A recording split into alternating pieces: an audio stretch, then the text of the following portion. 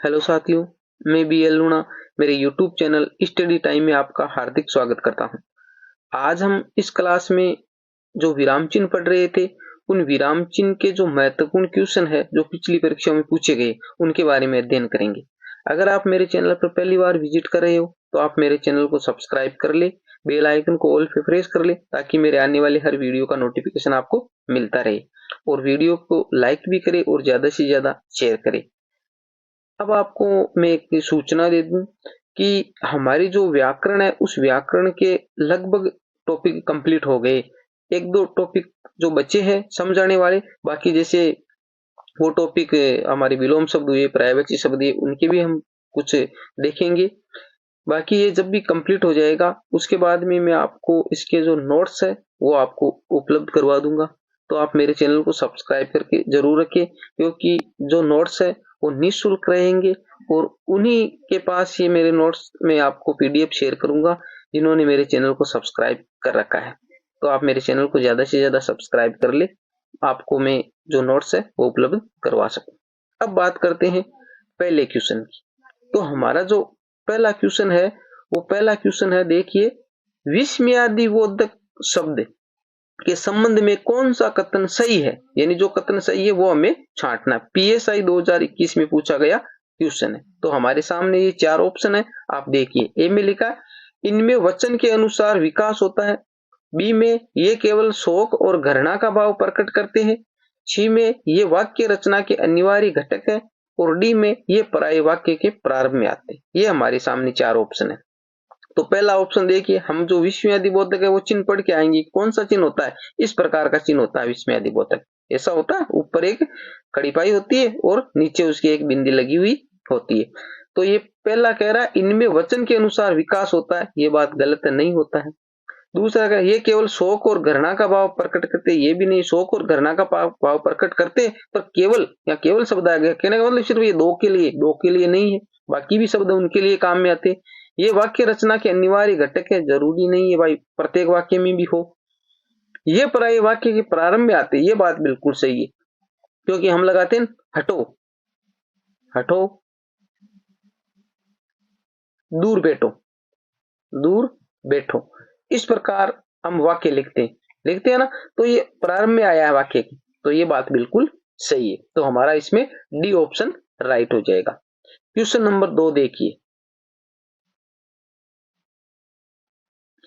Question number 2 कह रहा है विरामादि चिन्हों की दृष्टि से कौन सा वाक्य शुद्ध है, यानी स्टेनोग्राफर 2021 में पूछा गया क्वेश्चन है, यानी विराम की दृष्टि से, यानी सही विराम चिन्ह उसमें लगाया गया है, उसके हिसाब से इसमें कौन सा वाक्य शुद्ध है।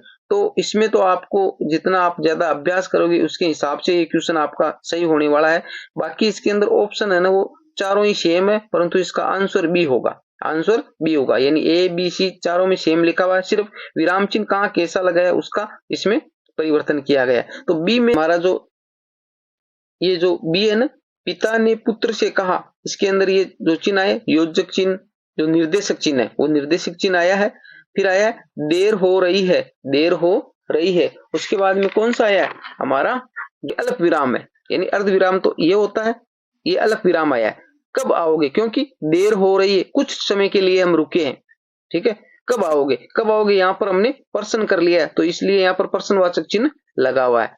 तो पिता ने पुत्र से कहा देर हो रही है, कब आओगे, इस प्रकार इसमें जो हमारे विराम चिन्ह उसका प्रयोग करना होता है। तो हमारा बी ऑप्शन है इसमें राइट हो रहा है। कौन सा ऑप्शन राइट हो रहा है? बी ऑप्शन इसमें राइट हो रहा है।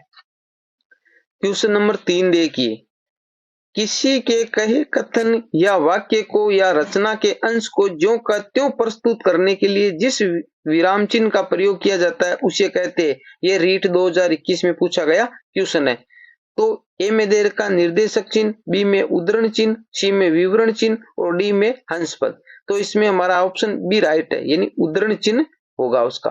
कौन सा चिन्ह होगा? उद्धरण चिन्ह। क्वेश्चन नंबर 4 देखिए।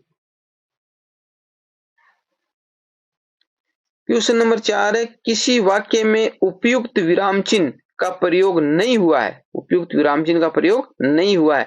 जेएलओ 2019 में आया हुआ क्वेश्चन है, यानी हमें वो छांटना है जिसमें उपयुक्त विराम चिन्ह का प्रयोग नहीं हुआ है।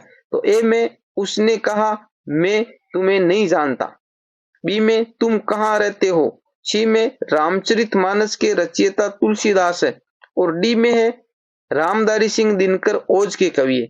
अब देखो इसमें हमारा ऑप्शन है वो ए सही है, क्योंकि ए में है ना गलत प्रयोग हुआ है, यानी उसने कहा, तो यहाँ पर ये जो आया ना अल्प विराम वाला चिन्ह नहीं आएगा। उसने कहा मैं तुम्हें नहीं जानता, यानी उसने कहा, यहाँ पर ये जो निशान ना वो आएगा, यानी योजक चिन्ह वाला जो निशान है वो आएगा। तो यहाँ पर ये ना जो हमें कोमा लगाई है ना, ये कोमा वाला गलत है, इसलिए हमारा ए ऑप्शन इसमें राइट है। 5 नंबर देखो, इनमें अर्धविराम का सूचक चिन्ह है, PSI 2018 में आया हुआ क्वेश्चन है।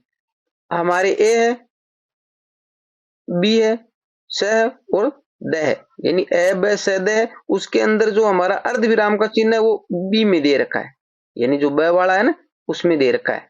अर्धविराम है किसमें, ब में, क्योंकि ऊपर वाला अल्प विराम है तो ये अर्धविराम नीचे वाला है। 6 नंबर देखिए, किस स्थिति में अवतरण चिन्ह का प्रयोग सामान्यतः नहीं होता है?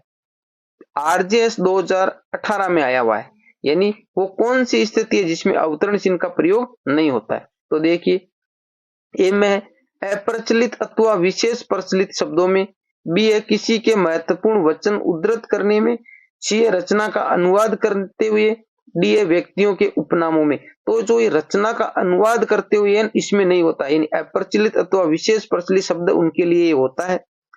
किसी के महत्वपूर्ण वचन उद्धृत करने के लिए इसमें भी होता है, और व्यक्तियों के उपनामों को दर्शाने के लिए भी होता है। तो रचना का अनुवाद करते वक्त न हम प्रयोग नहीं करते हैं अवतरण चिन्ह का, तो हमारा सी ऑप्शन राइट हो जाएगा।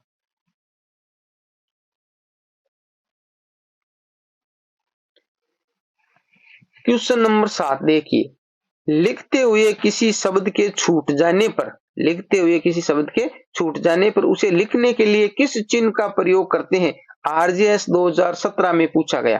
तो हम किसका करते हैं, यानी जो हंसपद होता है उसका करते हैं। तो ये डी में दे रखा है, सीधा सा क्वेश्चन है। अगर आपने हमारी जो विराम चिन्ह वाली क्लास अगर अच्छे से देखी है तो आपको अच्छे से समझ में आ रहा है। अगर वो क्लास नहीं देखी है तो आप जाकर वो क्लास देख सकते हो, मेरे चैनल पर उपलब्ध है, और उसका लिंक आपको इस वीडियो के डिस्क्रिप्शन बॉक्स में मिल जाएगा।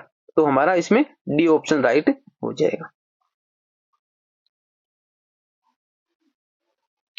क्वेश्चन नंबर 8 देखिए, अर्धविराम का निर्देशक चिन्ह है, पटवार मुख्य परीक्षा 2016 में आया हुआ है। तो ये तो सीधा सा अगर आपको याद है तो आप सीधा कर सकते हो, ये बी वाले ऑप्शन में है, यानी अर्धविराम में ऊपर ये बिंदी होती है और नीचे क्या होता है, इस प्रकार की कोमा लगी हुई होती है। तो ये हमारे बी में ऑप्शन में दे रखा है। यानी इस प्रकार के क्वेश्चन आपको परीक्षा में पूछे जाते तो विराम चिन्हों को आप अच्छे से समझ के जाए, क्योंकि आप अच्छे से समझ गए हो तो ही उसको कर पाओगे, वरना आप कंफ्यूजन में रहोगे कि भाई कौन सा यहाँ लगेगा। 9 नंबर देखिए, हरीश तुम कहां से आ रहे हो, इस वाक्य में हरीश शब्द के बाद कौन सा विराम चिन्ह लगेगा? उप कारागार अधीक्षक 2016 में आया हुआ। यह कह रहा है कि जो हरीश तुम कहां से, तो अब देखो ए में दे रखा प्रश्नवाचक चिन्ह, है। बी में हमारे दे रखा है ये जो विस्मयादिबोधक चिन्ह, और सी में ये जो पूर्ण विराम चिन्ह है, और डी में है वो अर्धविराम है। तो हमारा जो इसमें है ना ये जो सी बी वाला है ना, ये बी वाला लगेगा। यानी ये जो इसको जो हम कह रहे हैं हरीश, तो हमारी एक जिज्ञासा ऐसी भावना होती है, हरीश तुम कहां से आ रहे हो, तो जो विस्मयादिबोधक चिन्ह है बी वाला, ये बी वाला इसके अंदर हमें लगाना है। 10 नंबर देखिए, उद्धरण चिन्ह का प्रयोग कब होता है? महिला पर्यवेक्षक 2015 में आया हुआ है। देखिए, ए में क्रम संख्या दर्शाने के लिए, बी में वाक्य की त्रुटि दूर करने के लिए, सी में वाक्य में विषय की सूचना देने के लिए, डी में किसी की बात को ज्यों का त्यों लिखने के लिए। तो मैंने आपको अच्छे से समझाया, यानी किसी की बात को हम ज्यों का त्यों लिखते हैं वहां पर हम उद्धरण चिन्ह का प्रयोग करते हैं। ठीक है। उदाहरण चिन्ह वो होते हैं इकहरा और दोहरा, तो इकहरा मेरे इस प्रकार हो गया और दोहरा उसके अंदर दो ऐसे हो जाते, ठीक है। तो इस चिन्ह का हम प्रयोग करते हैं, तो हमारी डी ऑप्शन इसमें 10 नंबर में डी हो जाएगा।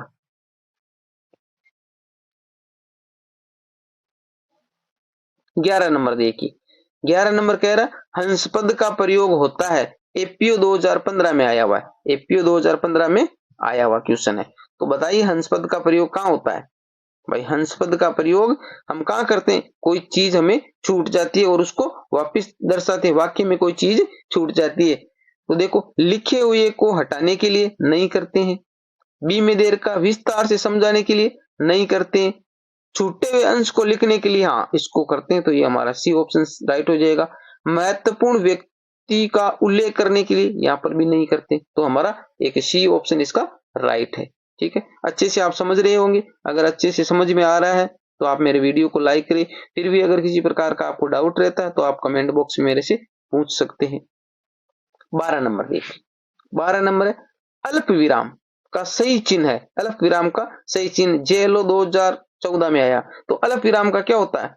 यही होता है, तो ये हमारे ए में दे रखा है भाई एक कोमा वाला, तो ये हमारा ए ऑप्शन इसका राइट हो जाएगा। अर्ध विराम का हमारे इस प्रकार हो जाता है, अल्प विराम और अर्ध विराम में आपको थोड़ा कंफ्यूजन होगा, आप इसको अच्छे से ध्यान रखें। अल्प विराम है वो थोड़ा रुकना है तो ऐसे लगाना है, और अर्ध विराम का मतलब है हमारे को थोड़ा उससे ज्यादा रुकना है, तो हमारा इसका ये ऑप्शन राइट हो जाएगा।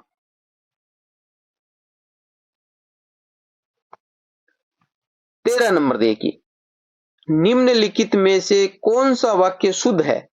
एओ 2012 में आया हुआ है, तो इस प्रकार का क्वेश्चन तो आप अच्छे से समझ के जाओगे विराम चिन्हों को तो ही कर पाओगे, ठीक है भाई। कहां कौन सा, क्योंकि सारे चारों ऑप्शनों में वाक्य सेम ही है, सिर्फ विराम चिन्हों का प्रयोग है वो किस प्रकार किया गया है, वो तो हमारी बी में ऑप्शन में राइट है। बी में क्या है?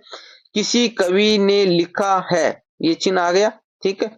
किसी कवि ने लिखा है, वाक्य खत्म हो रहा है, फिर यहाँ पर ये उदाहरण चिन्ह आया, राम नाम की लूट है, लूट सके तो लूट, फिर यहाँ पर पूर्ण विराम आ गया, तो इस प्रकार ये वाक्य को सेट करना होता है, तो हमारा बी वाला इसमें राइट होगा।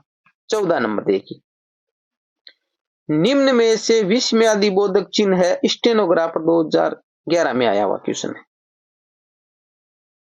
देखिए विस्मयादि बोधक चिन्ह कौन सा होता है? ये वाला होता है, तो ये वाला कौन से ऑप्शन में? हमारे सी में है, तो हमारा सी ऑप्शन इसका राइट हो जाएगा।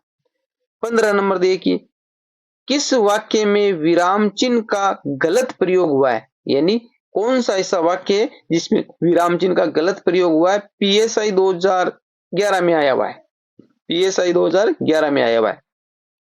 यानी जो हम कर रहे हैं इस क्लास में, आप देखिए जो मैंने पिछली क्लास ली थी विराम चिन्हों की, उसके अंदर जो आपको समझाया जैसा बताया उसी तरह के क्वेश्चन परीक्षा में पूछे जा रहे हैं। यानी गाइडों में पता नहीं क्या क्या दे रखा होता है और पूरी गाइड को हम परीक्षा के हिसाब से नहीं पढ़ सकते, तो मैंने वहां जो नोट्स बनाए वो नोट्स एग्जाम की दृष्टि से बनाए कि एग्जाम में हमारे को कौन सी चीजें तैयार करके जाना होता है, कौन सी चीजें एग्जाम में पूछी जाती है, तो वही चीजें मैंने वहां पर ली है, तो वो नोट्स आपको मैं उपलब्ध करवा दूंगा।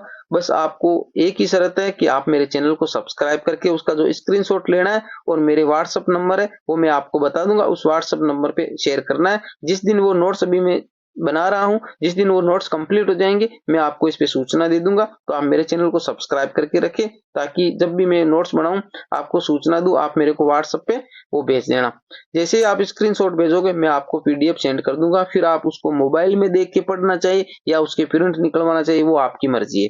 बाकी आपको एग्जाम की दृष्टि से व्याकरण अच्छी से तैयार हो जाएगी। उसके बाद में आगे अगर आप मेरे चैनल से जुड़े रहते हो तो उसमें मैं हिंदी साहित्य का, इतिहास है, काव्य शास्त्र, वो सारे टॉपिक भी आपको कंटिन्यू करवाता रहूंगा। अब बात करें क्वेश्चन नंबर 15 की। क्वेश्चन नंबर 15, किस वाक्य में विराम चिन्ह का गलत प्रयोग हुआ है? पीएसआई 2011 में आया हुआ है, पीएसआई 2011 में आया। ए में है जो बुद्ध ने घर घर जाकर उपदेश दिया, सी में उसके पास कपड़ा लत्ता कुछ है भी या नहीं, सी में विराम चिन्हों का प्रयोग सही नहीं हुआ है, और पिता पुत्र में झगड़ा हो गया। अब ये कह रहा है कि गलत प्रयोग हुआ है, गलत प्रयोग हुआ है, तो थोड़ा सा आप देखो दिमाग लगाना। अब यहां पर जैसे दो में जैसे क्वेश्चन मार्क लगा हुआ है, क्वेश्चन मार्क का मतलब वो प्रश्न करना। तो देखो उसके पास कपड़ा लत्ता कुछ है भी या नहीं, तो इसका मतलब इससे आंसर ये पूछ रहा है तो वो कहेगी भाई है या नहीं है, उत्तर मिलेगा हमें। पर सी में देखो विराम चिन्हों का प्रयोग सही नहीं हुआ है। अब यहाँ पर बताओ कौन सा प्रश्न कर रहा है, ये प्रश्न नहीं कर रहा है, तो ये बात गलत है। ये बात क्या है, गलत है सी वाली। तो हमारा ऑप्शन सी राइट होगा, क्योंकि ये गलत पूछ रहा है कि भाई गलत किसमें हुआ है, तो ये सी वाला ऑप्शन हमारा इसमें राइट हो जाएगा। तो ये हमारी विराम चिन्हों की क्लास थी। उम्मीद करता हूँ आपको अच्छी लगी होगी। अगर अच्छी लगी है तो आप मेरे चैनल को सब्सक्राइब कर ले, बेल आइकन को ऑल पे प्रेस कर ले, ताकि मेरे आने वाले हर वीडियो का नोटिफिकेशन मिलता रहे। मिलते हैं अगली वीडियो में, तब तक के लिए जय भीम जय भारत।